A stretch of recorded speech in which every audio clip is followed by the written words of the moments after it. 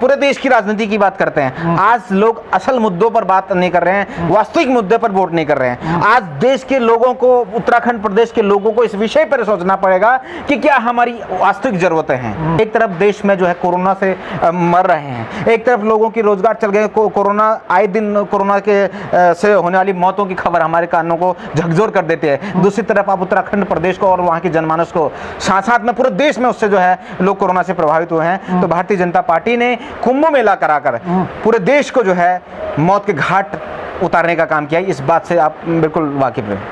नमस्कार, आदाब दोस्तों, हिंदुइज्म में आपका स्वागत है। मैं हुक्राम। बात करते हैं उत्तराखंड चुनाव को लेकर। उत्तराखंड में और उत्तर प्रदेश में भी 6-7 महीने बाद इलेक्शन होने हैं, लेकिन उत्तराखंड में जब से भारतीय जनता पार्टी की सरकार बनी है 2017 से 3 मुख्यमंत्री बन चुके हैं। अभी 2-3 दिन पहले एक नए मुख्यमंत्री उन्होंने दिया है।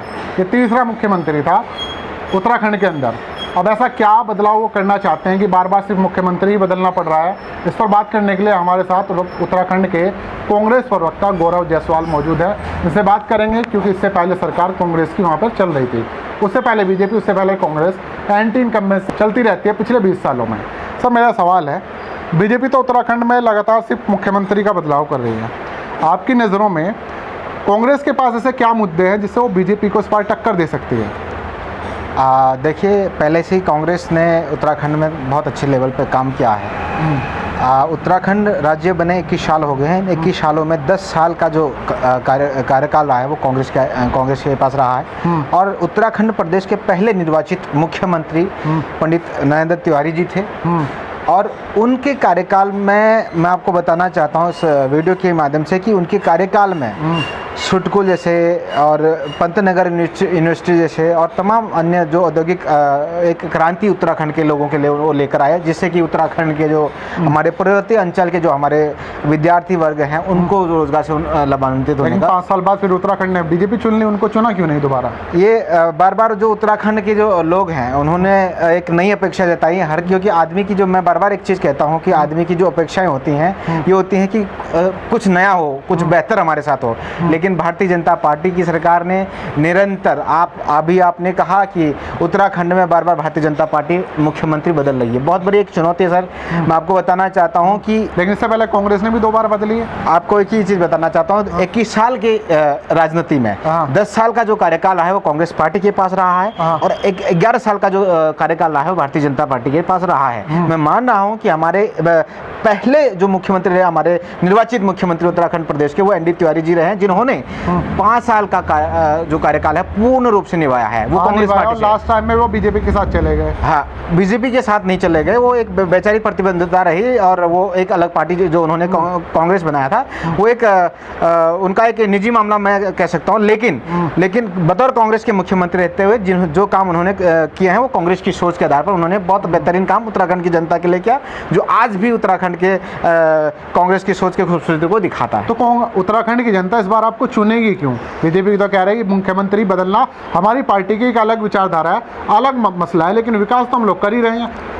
मैं आपको बताना चाहता हूं, पिछले 5 सालों में 3 मुख्यमंत्री देने का काम किया। पहली बात तो 11 साल में इन्होंने 8 मुख्यमंत्री दिए हैं और विगत 5 सालों में इन्होंने 3 मुख्यमंत्री दिए हैं। पहला मुख्यमंत्री त्रिवेंद्र सिंह रावत जी के बयानबाजी से ऐसा लगता है कि जैसे मानो कोई बच्चा जो बचकाना हरकत करता है, उस तरह की बयानबाजी उनके रहे हैं। उन्होंने अपने बार बार अपने जो है संबोधनों में कहा, कभी उन्होंने कहा कि प्रदेश में -1 बेरोजगारी है, कभी उन्होंने जो है आपने देखा होगा कि उसके बाद जो ये तीरथ सिंह रावत जब आए तो उन्होंने कहा कि जो है महिलाओं के पहनावे को लेकर उन्हें सबसे पहले बहुत ज़्यादा एक भद्दा टिप्पणी दिया, जिससे भारतीय जनता पार्टी के लोगों की, वहाँ के जो नेता है उस संगठन की महिलाओं के प्रति जो क्या मनोदशा है उस चीज़ को दिखाता है। दूसरी बात, उन्होंने रामनगर में एक जनसभा को संबोधित करते हुए कहा कि जो है जिन लोगों ने 20 बच्चे पैदा किए हैं उनको ज़्यादा राशन मिला है, जिन लोगों ने 2 बच्चे पैदा किया है उनको कम राशन मिल रहा है। इसमें हमारी क्या गलती? तुम ज़्यादा बच्चे पैदा कर दे तो तुम्हें भी जो हम ज़्यादा राशन को जो है अलॉट करते हैं। तो इस तरह की जो बचकानी हरकत है, इस तरह की जो बचकानी हरकत। दूसरी बात और राम भाई एक चीज़ और बताना चाहता हूँ कि इससे पूर्व में जब हमारे कांग्रेस की सरकार थी, हरीश रावत जी वहाँ के मुख्यमंत्री हुआ करते थे, उन्होंने अपने 3 साल के कार्यकाल में उत्तराखंड के युवाओं को 32,000 युवाओं को सरकारी नौकरी से लाभान्वित करने का काम किया है। और वही हरीश रावत जी हैं जिन्होंने 2014 में लेकिन भाजपा कह रही है हमने लाखों को दिया रोजगार। मैं आपको बताना चाहता हूँ, पहले मैं अपने नेताजी जो हरीश रावत जी रहे हैं उनके कार्यकाल काम को दिखाता हूँ। 2014 में उत्तराखंड पीसीएस का एग्जाम उन्होंने कंडक्ट कराया। 2016 में उन्होंने उत्तराखंड पीसीएस का एग्जाम कंडक्ट कराया और उत्तराखंड के पहले वो मुख्यमंत्री रहे हैं जिन्होंने अपने 3 साल के कार्यकाल में जो है 2 बार स्टेट पीसीएस का एग्जाम कंडक्ट कराने का काम किया। आज भी पिछले 6 सालों से उत्तराखंड में एक भी स्टेट पीसीएस का एग्जाम नहीं कंडक्ट हो पाए हैं। मैं बताना चाहता हूं कि वही हरीश रावत जी, वही कांग्रेस की सरकार में रहते मुख्यमंत्री रहते वही हरीश रावत जी ने जो है जो आप डायरेक्ट एसआई के माध्यम से महिलाओं को जो है लेने का काम किया और 32,000 सरकारी जो आंकड़े मैं आपको बता रहा हूं ये लिखित दस्तावेज हैं और वो काम कांग्रेस की पार्टी ने वहां पर करके दिया है। और पिछले 5 सालों में भारतीय जनता पार्टी की सरकार में सिर्फ और सिर्फ एक एग्जाम जो फॉरेस्ट गार्ड का हुआ था वो जो एग्जाम जो उसका जो रिजल्ट भी बड़ी मुश्किल से हाई कोर्ट मामला गया, हाई कोर्ट के डिक्लेयर जो है निर्णय के बाद बड़ी मुश्किल से जो है 1 साल के बाद जो है वो रिजल्ट डिक्लेयर हो पाया। और आप मुझे एक बात बताइए, आप लोगों ने वहाँ पे जो हिंदू पॉपुलेशन है उनके लिए क्या किया? बीजेपी ने तो भैया पूरा का पूरा एक तरह से महाकुंभ कराया, देखिए उनको तीर्थ यात्रा दी, बार बार मोदी जी भी चले जाते हैं, तो हिंदुओं के लिए आपने क्या किया वहाँ पे? देखिए, हम जहाँ तक हिंदू मुस्लिम सिख ईसाई की बात आती है तो हम तो कांग्रेस को इस देश को पहली बात इस देश को हम एक गुलदस्ता मानते हैं जिस गुलदस्ते में विभिन्न प्रकार के फूल हैं और उन्हीं फूलों की खूबसूरती से देश है। और इस देश में मुस्लिम का भी उतना ही अधिकार जितना सिख का है, जितना ईसाई का है और उतना ही अधिकार इस देश का हिंदू का है। तो ये डिस्क्रिमिनेशन की राजनीति, ये धार्मिक राजनीति, ये जातिगत राजनीति से तो कांग्रेस परे रहता है और कांग्रेस तो भाई साहब समुद्र है। तो बीजेपी तो वोट मांगने लगेगी ना महाकुंभ पे। देखो, महाकुंभ दिया है, मंदिरों की रक्षा कर रही है, केदारनाथ को दोबारा से बना दिया है, डेवलप किया है, ये सब तो है और वोट तो इसी नाम पे मिलेगा ना। देखो, केदारनाथ का जो आपदा रहा 2013 का आपदा जो रहा, हरीश रावत जी ने पूरा केदारनाथ को जो है आपको जो है सुरक्षित दिया। 1 साल के भीतर फिर दोबारा हमारा वहाँ पर केदारनाथ का मेला चला है। मैं इतना ही कहना चाहता हूँ, आप कह रहे हैं कि हरिद्वार महाकुंभ चला, सबसे बड़ा भारतीय जनता पार्टी के द्वारा लिया गया सबसे बड़ा, मैं मानता हूँ कि सबसे बड़ा घातक फैसला है कि कुंभ मेला ऐसे वैश्विक परिस्थिति में, ऐसे विषम परिस्थिति में जो भारतीय जनता पार्टी ने जो है उत्तराखंड में कंडक्ट कराने का काम किया। एक तरफ देश में जो है कोरोना से मर रहे हैं, एक तरफ लोगों की रोजगार चल गए, कोरोना आए दिन कोरोना के से होने वाली मौतों की खबर हमारे कानों को झकझोर कर देते हैं। दूसरी तरफ आप उत्तराखंड प्रदेश को और वहाँ की जनमानस को, साथ साथ में पूरे देश में उससे जो है लोग कोरोना से प्रभावित हुए हैं। तो भारतीय जनता पार्टी ने कुंभ मेला कराकर पूरे देश को जो है मौत के घाट उतारने का काम किया। इस बात से आप बिल्कुल वाकिफ हैं। इकराम जी, आपको एक चीज़ और मैं बताना चाहता हूं, कुंभ मेले में जो टेस्टिंग था, पहली बात इतनी ज़्यादा संख्या में एक दिन का तो रिकॉर्ड आपने देखा होगा कि 27,000 वहाँ पर जो है श्रद्धालु थे और कितना ज़्यादा कोरोना एक्सपेंड हुआ होगा, कितना कोरोना जो है फैला होगा, इस बात से आप इंतजार लगाते हैं। बाकायदा जब वहाँ पर जो है जांच कमेटी बैठती है तो पता चल रहा है कि 1.5 लाख लोगों का जो फर्जी जो है इन्होंने वैक्सीनेशन किया, ऐसे समाचार पुख्ता हो रहे हैं। तो ये सबसे बड़ा दुर्भाग्य भारत देश के लिए और उत्तराखंड प्रदेश के लिए कि एक तरफ से कोरोना जैसी ऐसी वैश्विक महामारी जहाँ लोग अपने घर में, सर मैं बताना चाहता हूँ, युवा कांग्रेस के राष्ट्रीय अध्यक्ष आदरणीय श्रीनिवास जी और उनके साथ रहते हुए मैंने काम किए हैं। कई ऐसे न्यूज हमारे सामने आए हैं कि मतलब जो है पति मर गया है, पति को पता नहीं है, बच्चा मर गया, माँ बाप को पता नहीं है। ऐसी परिस्थिति देश के अंदर जब था, ऐसी परिस्थिति में भारतीय जनता पार्टी ने पूरे प्रदेश नहीं पूरे देश को जो है कुंभ मेला कराकर, मैं निश्चित तौर पर कहना चाहता हूं कि उनको मौत के घाट उतारने का काम किया है। ये भारतीय जनता पार्टी का असली चाल और चरित्र है। तो आप लोग बीजेपी के फेलियर पे वोट मांगेंगे या अपने विकास पे वोट मांगेंगे? देखिए, मैं दोनों पक्ष पे हम वोट मांगेंगे। क्योंकि इनकी कमी जनता को जब तक हम बता नहीं पाएंगे तब तक जनता, आज क्या हो गया कि भावनाओं में बह रहा है आदमी। आज आप पूरे देश की राजनीति की बात करते हैं, आज लोग असल मुद्दों पर बात नहीं कर रहे हैं, वास्तविक मुद्दे पर वोट नहीं कर रहे हैं। आज देश के लोगों को, उत्तराखंड प्रदेश के लोगों को इस विषय पर सोचना पड़ेगा कि क्या हमारी वास्तविक जरूरतें हैं। क्या हमारी ज़रूरतें हैं और किससे हमारा लाइफ सर्वाइव हो पाएगा, किससे हमारा जीवन यापन होगा। इस विषय पर जिस दिन लोग वोट करने लग जाएंगे, मैं समझता हूं कि उस दिन कांग्रेस एक विकल्प के तौर पर आएगी, क्योंकि कांग्रेस निरंतर समाज के अंतिम पंक्ति में खड़ा एक एक जो व्यक्ति है उस व्यक्ति के लिए काम करने का काम किया है, चाहे फिर वो प्राइवेट सेक्टर में हो या फिर सरकारी नौकरी के माध्यम से लोगों को रोजगार से लाभान्वित करने का काम रहा हो। कांग्रेस, मैंने कहा कि कांग्रेस की सरकार में जब हरीश रावत जी उत्तराखंड प्रदेश के मुख्यमंत्री हुआ करते थे, 3 सालों में 32,000 सरकारी नौकरी देने का काम माननीय हरीश चंद्र सिंह रावत जी ने किया है। और आज के बाद भी युवा बाहर नौकरी करने के लिए मजबूर है ना आज भी।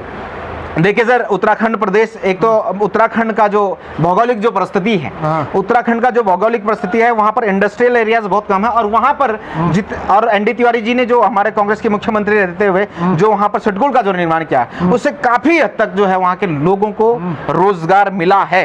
आज जितने भी पर्वतीय अंचल के जो हमारे लोग हैं वो शेड्यूल में प्राइवेट कंपनी में काम कर रहे हैं, और उसका बहुत ज्यादा बेनिफिट हमारे उत्तराखंड प्रदेश के लोगों को मिल रहा है। आपके पास उत्तराखंड में फिलहाल कोई चेहरा है जिसके नाम पे वोट मांग सकते हैं? क्योंकि हरीश रावत पर कई सारे ऐसे दाग, मैं कहूँ क्योंकि मीडिया ने उन पर लगाया, स्टिंग वगैरह भी उनका हुआ था, तो हरीश रावत के नाम पे वोट मिल जाएगा आपको? या राहुल गांधी जी जो कई प्रदेश में कांग्रेस को चुनाव एक तरह से हराने का काम भी किया है, जैसे लगातार रिपोर्ट्स आती रहती हैं कि जहाँ गए बाहर जाते, बंगाल गए या और कहीं जा रहे प्रदेश में गए, सरकार बनी बनाई निकल गई मध्य प्रदेश में, तो क्या राहुल गांधी को भेजेंगे या कांग्रेस का अपना कोई फेस है वहाँ पर? देखिए, हरीश रावत जी बहुत बड़ा छावदार पेड़ है उत्तराखंड प्रदेश के लिए। उत्तराखंड प्रदेश का एक व्यक्ति हरीश रावत जी की सोच, कांग्रेस की सोच से वाकिफ है, उनके काम करने के तरीके से, तौर तरीके से वाकिफ है, और निश्चित तौर पर हरीश रावत जी और कांग्रेस पर वहाँ के जनता जनार्दन जो है विश्वास करते हैं। और रही बात शीर्ष नेतृत्व की, तो फैसला शीर्ष नेतृत्व का करना है। माननीय राहुल गांधी जी हमारे पार्टी के पूर्व राष्ट्रीय अध्यक्ष हैं, और हमारे युवा प्रिय नेता हैं, और उनके सलाह मशवरा लेकर जो भी हमारे शीर्ष नेता जो हैं उस पर डिसीजन लेंगे, उस बात पर हम काम करेंगे। रही बात उत्तराखंड की जनता क्या करेगी, तो मैं तो इतना ही कहता हूं कि उत्तराखंड की जनता निश्चित तौर पर अपने जरूरतों पर वोट करेगी, अपने आवश्यकताओं पर वोट करेगी। जो गलती आज से 5 साल ठीक पहले उत्तराखंड की जनता ने किया है भारतीय जनता पार्टी को प्रचंड बहुमत देकर, आप बताइए कि वो विधायक दल का नेता मुख्यमंत्री होता है, लेकिन एक सांसद को बतौर मुख्यमंत्री आपको जो है मुख्यमंत्री के तौर पर आपको ले आना पड़ा, और वो सांसद महज 111 दिन का मुख्यमंत्री बनता है, और उसके बाद जो है उसको भी इस्तीफा देना पड़ता है। ये बात कहते हुए वो अपना पल्ला झाड़ते हैं कि समय जो है कोरोना का वैश्विक स्थिति है, ऐसी परिस्थिति में हम उत्तराखंड प्रदेश में चुनाव नहीं करा सकते हैं। बताइए, एक चीज बताना चाहता हूँ अकरम भाई, उसी उत्तराखंड प्रदेश में जो है सल्ट में उपचुनाव हुए, और वही कोरोना के दौरान में जब पूरा भारतवर्ष जो है कोरोना की एक महामारी से जूझ रहा था, उसी परिप्रेक्ष्य में पूरे भारत के 5 राज्यों में इन्होंने चुनाव को कंडक्ट कराया है। तो क्या लिपापोती है, ये आज दुनिया पूरी जान रही है। आज उत्तराखंड प्रदेश का एक अवाम इस विषय को जान रहा है कि ये सिर्फ लिपापोती है, ये सिर्फ उत्तराखंड। देखिए, और एक चीज बात मैं कहना चाहता हूँ, उत्तराखंड प्रदेश को बार बार मुख्यमंत्री थोपने का मतलब, उत्तराखंड की जो सरकारी जो संपत्ति है, वहाँ का जो आय का संसाधन है, ये बार बार अपने लोगों को सेटल कर रहे हैं एक तरीके से। क्योंकि जब मरने जो है आदमी के इंतकाल के अंतिम दिन तक जो आदमी को जो है पेंशन भत्ता, तमाम चीज़ों जो सरकारी भत्ते हैं, उनसे उनको लाभान्वित करना पड़ता है। ये उत्तराखंड की आय के साथ खिलवाड़ करने का काम कर रहा है। इतना ही मैं कहना चाहता हूँ। बहुत बहुत शुक्रिया गौरव जायसवाल जी, ये कांग्रेस के प्रवक्ता है उत्तराखंड से, और कांग्रेस की पॉलिटिक्स के बारे में हमसे बात की है। आगे भी लगातार बात करते रहेंगे। फिलहाल इनका पक्ष है कि हम लोग वापसी कर रहे हैं, अभी तो वहाँ की जनता सोचेगी, डिसाइड करेगी कि वो आने वाले चुनाव में इनको चुनेगी या फिर भारतीय जनता पार्टी की वापसी कराएगी। ये तो खैर हम चुनाव में देखेंगे, लेकिन हम हमारा अपडेट आप लोगों तक पहुँचाने का काम करेंगे, और आगे भी इनसे किसी और मुद्दे पर बात करेंगे, और भारतीय जनता पार्टी के प्रवक्ताओं से भी बात करेंगे, ऐसा नहीं सिर्फ कांग्रेस से बात करेंगे। तो आप लोग इन्वॉइस देखते रहें और चैनल को सब्सक्राइब करें। मिलेंगे किसी और एपिसोड के साथ।